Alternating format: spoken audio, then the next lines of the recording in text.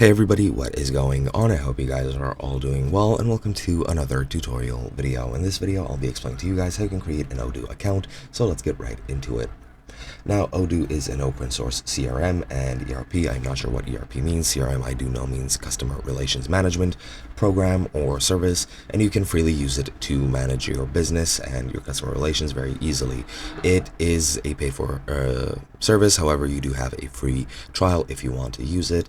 And to create an account, it's very simple. You just need to go to odoo.com, go to the main page, and you can click either Start Now, it's free, or Try it free in the top right. So I'm just going to click Try it free. That's going to take you over into the odoo.com/trial menu, and here you can select some apps which you would need.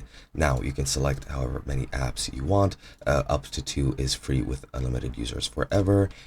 More than 3 is 15-day free trial, no credit card required. And if you want more than 10, you do need to subscribe to an Odoo plan to actually start using it. Now, once you're here, you can very easily just select whichever ones you want. I'll select these two and click continue and go forward into setting up your database.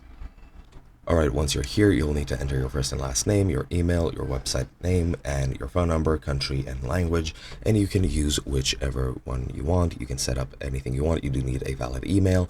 However, you can set up whichever first and last name you want. However, I think it's the policy of Odoo for that to be accurate, so that you need to use your real name.